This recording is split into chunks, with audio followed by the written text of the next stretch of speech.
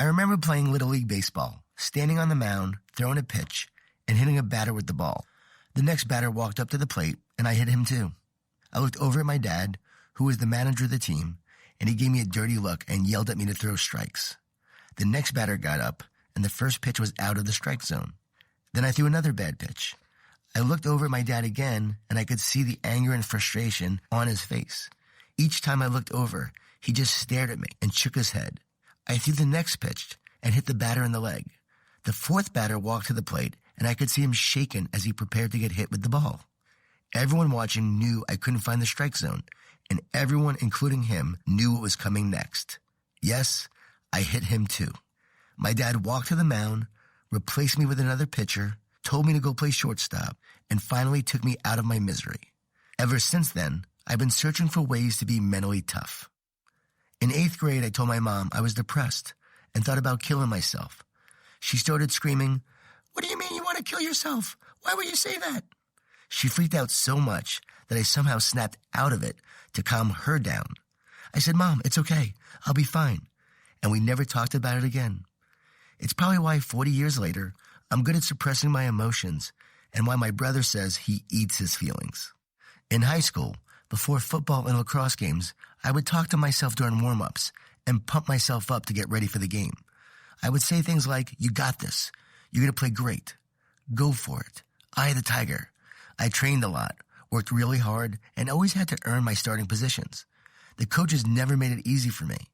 I often wondered why I always had to prove myself while other players were named the starter without contest. Years later, I realized it made me stronger and grittier, and it taught me what I would need to succeed in college and life. I was mostly recruited for college football, but decided to go to the one school that recruited me for lacrosse, Cornell University.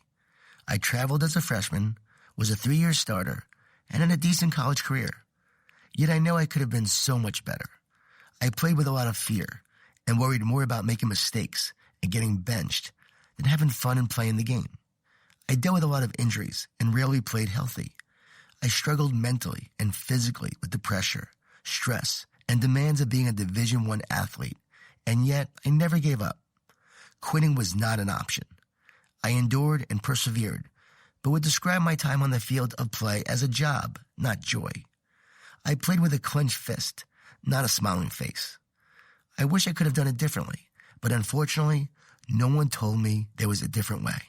After college, I became an entrepreneur, met my wife, had 2 kids, and then saw my life and career crumble before my eyes as the company I was involved with crashed during the dot-com bust. I had become more negative, miserable, and fearful than ever, and was blaming my wife for why our life was so bad and why I wasn't realizing my dreams. She had enough of my negativity and said that she loved me, but she wasn't going to spend her life married to someone who was so miserable, and that if I didn't change, it was over.